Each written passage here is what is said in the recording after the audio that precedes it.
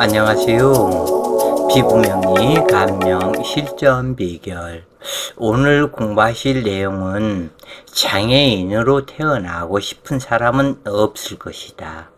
그래서 이 장애인이 이 부부의 업장인지 아니면은 장애인 자신의 업장인지 누구의 업장인지는 사주를 봐야 알 것이고, 어찌됐건 부부의 결과물이 자식이기 때문에 그 부부의 업장일 것이다.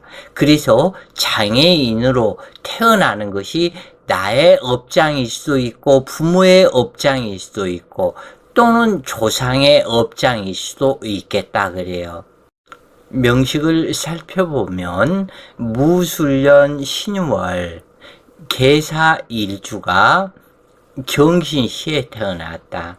이 사주에서 제일 잘못된 것은 이 시주이다. 이 시주가 경신시가 아니고 해수나 자수가 한 글자 있었다면, 그러니까 해시나 자시였었다면 아무런 문제가 없이 살아가는 명식에 해당되는데, 이 문제는 신유술 금방을 이루고 사유축 사신합을 했기 때문에 금기만 태양한 사주에서 금기를 수렴할 수 없는 금다 수탁으로 금기가 많아서 이 개수가 완전히 탁해져 버렸다. 그러면은 이 수탁이기 때문에 수기는 혈액을 상징한다. 그러면은 혈액이 탁해지는 것을 상징한다. 이 사람에게 혈액이 탁하면은 만병의 원인이 되기 때문에 죽은 목숨과 같다 그래요. 그래서 다른 부분보다도 이 수기는 탁해지면 만병의 원인이 된다. 왜냐하면 수기는 혈액이기 때문에 그러하다. 그래서 중요하기 때문에 여러 번에 걸쳐서 이야기를 하는 부분이다. 그래서 계수일간에 어쩔 수 없이 무토를 용신을 잡을 수밖에는 없다. 왜냐하면 이 무술년 신유일주가 계사시에 태어났는데 경신을 만나기 전까지는 아무런 문제가 없다. 오히려 신유가 그냥 청하게 있어서 맑다. 그런데 이 경신시에 태어나서 사주가 완전히, 이것은 북풍 한설이 쏟아지는 것과 같다. 무술이 한 주로 왔기 때문에 일단은 무토를 용신을 잡고 이 화기가 오는 그러한 운이 좋겠다 그래요. 그래서 근기를 제어해주고 관사를 생하는 그러한 화계 운이 오면은 대체적으로 좋은데, 이 사람이 넘어야 할 산이 있다. 그것은 초대운이 경신대운이다. 그래서 이 경신대운을 넘어가야만이 그래도 조금은 좋아지는 그러한 편에 해당이 되는데, 이런 사람은 이 금다수탁에서 죽어버린 이 사람은 종강격을 이루지를 못한다. 종강격이 될 수가 없다 그래요. 그렇기 때문에 더욱더 답답해지는데, 관사를 용신을 한다고 하지만은 이것은 진용신이 아닌 가용신이다. 이렇게 아시면 좋겠는데, 여기에서 일지사화 자체도 잘못되었다. 계사일주가 사화가 천을귀인이라고 하는데, 필자가 자주 여러 번에 걸쳐서 이야기를 하는데 천을귀인이거나 아니면 업장살이거나 둘 중에 하나다. 그런데 이 사주에서는 업장살이다. 사유합으로 한번 붙어버리고 사신합으로 붙어버렸다. 사중정화는 아버지이다. 왜냐하면 여기에서 술중정화가 원래는 아버지이다 그래요. 근데 술중정화가 아버지이지만은 화기에서 사화가 나타났기 때문에 어쩔 수 없이 아버지 가짜 아버지라고 여기에서는 통변하게 된다. 그래서 육신도 용신도 가용신이 있고 진용신이 있는 것처럼 이 육신에서도 진짜가 있고 가짜가 있다. 그래서 일지사중병화 아버지가 여기서는 사유합으로 한번, 그래서 이 유금이 편인이지만 친어머니이고 이 사화는 나중에 이 아버지가 사신합을 하면서 후처가 경금이다. 그래서 경금을 만나게 될 것을 상징한다. 그래서 이 아버지의 이것이 품질이 매우 안 좋다 그래요. 여기에서 이 계사일주는 사화가 천을기인으로 사중병화무토 이 경금이 들어있어서 매우 좋은 일주라고 하지만 이것이 좋아지기 위해서는 해수가 한 글자 있거나 자수가 한 글자 있어야만이 재관인을 받아먹는 사주가 되는 것이지, 이것이 해자가 없을 때는 금다 수탁일 뿐이다. 아무것도 받아먹지 못한다 그래요. 그래서 이런 사람은 거의 불구자이거나 단명했거나 문제가 있다. 그래서 이 사람은 장애인으로 태어나고 싶어서 장애인으로 태어나는 것은 아니다. 그런데 여기서 시주에서 이것을 만들었고 시주는 일주가 가는 길이다. 그런데 일주가 가는 길이 악살이 되었으니 아마 자기 자신이 가는 길이 흉신 악살이 되었기 때문에 이 사람은 한 번의 윤회계에 다시 나타나게 된다. 왜냐하면 경신으로 갔던 이 어비녀를 해탈해야 되기 때문에 그렇다. 그래서 이것은 경신시에 태어난 이것은 이 사람의 업장이라 그래요.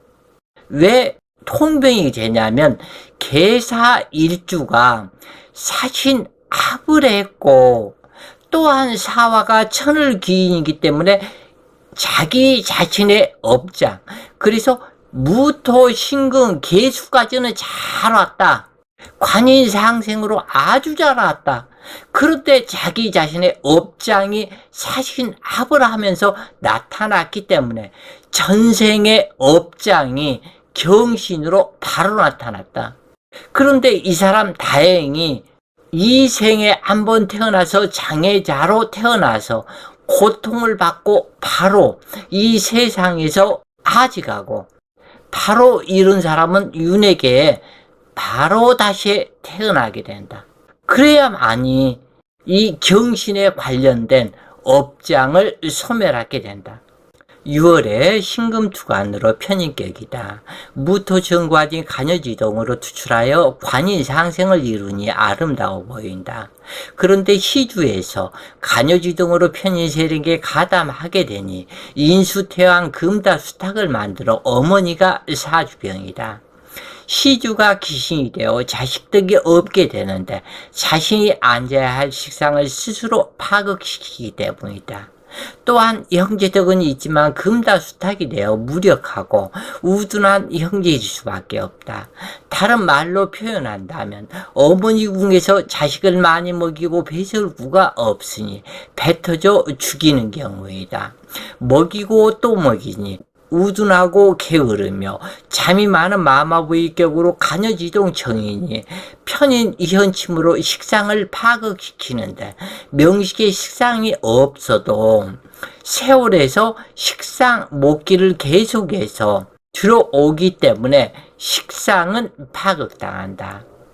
그래서 대체로 근극목으로 이렇게 파극시키는 이러한 사주가 장애인, 내성마비 이런 불구자가 되는 경우가 많다 그래요.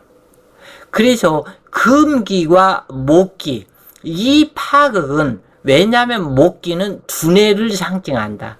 그런데 이 두뇌를 파극하기 때문에 그래서 뇌성마비다. 소아마비다. 대체로 뇌성마비, 소아마비는 다른 부분보다도 근목의 관계, 목기가 완전히 파극되는 관계에서 이렇게 그 뇌성마비나 소아마비 이런 불구자가 되는 이런 경우가 많더라 그래요. 다른 오행에서의 싸움보다도 근목의 싸움이 장애인이 많이 되더라 그래요. 그러므로 지능이 부족하고 언어 장애일 수 있는데 소아마비 불구이거나 척추 측만적으로 장애인이 될 수밖에 없다. 이 경우 자신이 스스로 하는 일이 없어서 의타심이 강하면서도 백마탄 왕자를 기다리는 형상으로 금다수탁함으로 단명 흉사할 팔자가 되는데 전혀 도움이 안 되는 어머니가 월주 신유로 간여지동으로 왔으니 편이지만 신금 어머니이다. 그래서 신금 어머니의 업장과 당죄 업장이 결합된 것이다. 이렇게 보면은 될 것이다 그래요. 일지 사중병화는 아버지가 되는데 아버지 입장에서는 정편제 혼잡에서 죄다 신약합으로 일평생 가난한 사람이다. 어머니는 사사건건 당주가 하는 행동을 검열을 받아야 하는 경우로 자식을 꼭두각시 인역으로 만드는 어머니 입으로 일찍 집을 나와서 자수성가하고 독립독행으로 부모 형제와 인연을 끊고 고아처럼 살아야 한다. 그렇지 못했을 경우 부모 형제들의 평생 지시다거리하며 살아야 하는 인생이 된다. 간지가 서로 떨어져 있는 경우와는 다르게 이 간여지동으로 오게 되면 그 힘이 상당히 강하게 된다. 이처럼 태양한 인수국을 이루었으니 종강격이 될 듯 하지만 영감무토가 간여지독으로 투출되어 종강격을 이루지 못한다. 그런데 이 사주의 정감무토는 인수만 왕성하게 하는 힘으로 작용하기에 마음에 드는 남편 무토가 되지 못한다. 술토에서 무토와 신금이 투출되어 무토 일간을 제어하기보다는 신금만 왕성하게 함으로 남편 덕도 없다 그래요. 남편 무토는 사화에서 투출되었고 또한 경금도 투출하지만 사신합을 이루므로 무토의 통부처 기능은 하지 않는다. 또한 아버지 궁인 사화는 처음에는 월지 유군과 합을 한 후에 경신 시주를 만나 부부합인 육합을 하니 부모가 헤어지게 될 것을 상징하고 있다.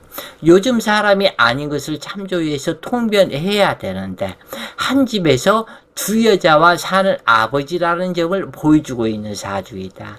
하여간 무토는 가용신이고 사중병화는 조용신일 뿐이며 진정한 용신은 술중경화이다.